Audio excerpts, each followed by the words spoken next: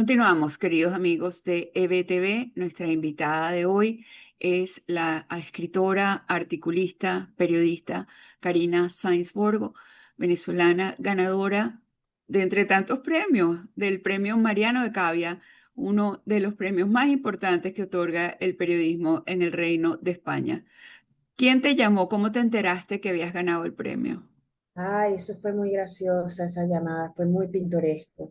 El presidente del jurado de Santiago Muñoz Machado, el director de la RAE, y yo realmente no me lo imaginé bajo ningún criterio que eso podía pasar. De verdad, no me lo imaginé. De hecho, yo estaba preparada ya porque yo trabajo en el periódico, soy colaboradora, pero yo digo, bueno, para lo que esté, siempre que se anuncie un premio, Princesa de Asturias, un no, estamos atentos porque hay alguien que conoce más al otro o a un autor, yo le digo, mire, no se preocupen que yo puedo cubrir la información. Entonces, claro, estaba atenta a ver cuándo fallaban y cuando llama Muñoz Machado, yo, ¿cómo? Yo, perdone, no entendí. Y era como, ¿qué? Además, estaba en el periódico y ellos estaban reunidos en la parte de abajo y yo, bueno, pero por lo menos vas a saludar. Y yo, ay, perdón, realmente no me lo esperaba. Fue una cosa que me sorprendió mucho hasta el punto de que me dejó un poco, me dejó poco margen para contestar, no estuve en mi momento más lúcido realmente en esa llamada. Y cuando escribiste el artículo, ¿jamás pensaste o algún otro artículo que tú podías algún momento ganar ese premio?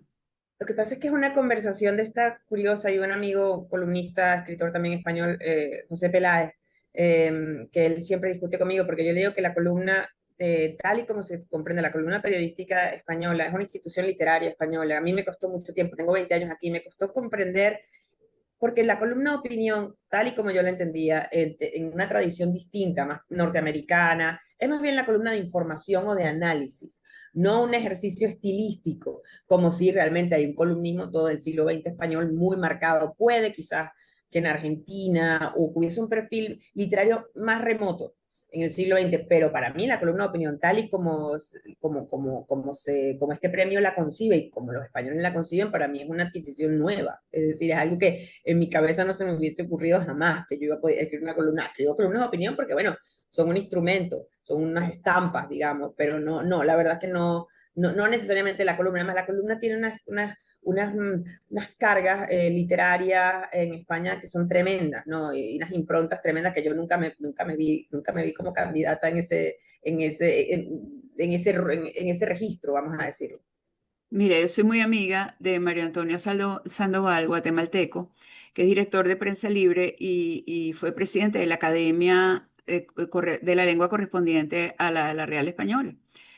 Y él escribe opinión. Y un día que estábamos cenando juntos, que nos habíamos encontrado en un seminario de comunicación política en Miami, él me comentó que la columna por el que más había recibido cartas, por la que más era cuando se le había muerto su perrito, que él Sí, claro. escribió, él estaba desolado porque se le había muerto el perrito, y él escribió, y me dice, yo que he hecho tanto análisis político Por y que yo supuesto. sentía que había escrito tantas cosas importantes, resulta que la gente con lo que se sintió identificada y además le escribían y le decían, si usted quiere, don Mario, lo voy a acompañar y usted Sí. quiere que le regalen otro perrito. O sea, una cosa de verdad que para él fue sorprendente, ¿no?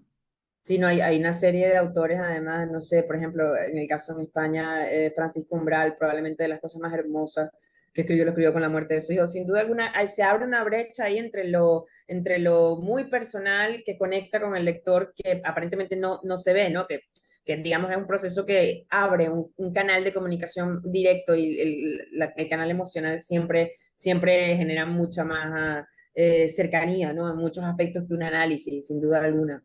No, pero por supuesto. A ver, vamos a hablar de ti como escritora. ¿Cuándo empezaste a escribir?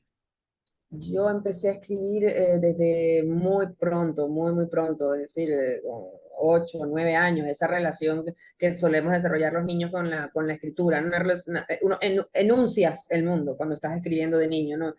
Poemas que describen cosas, ¿no? O relatos que describen cosas, pero yo creo que, por supuesto, periodísticamente al hacer la carrera y al trabajar también tenía una relación directa con la escritura, pero a mí lo que me pone a escribir de verdad con conciencia literaria y con método es moverme. Es mi proceso de hacerme adulta en España. Porque creo que ahí realmente yo tenía intuiciones, aficiones, tuve profesores maravillosos que me enseñaron a leer muy bien.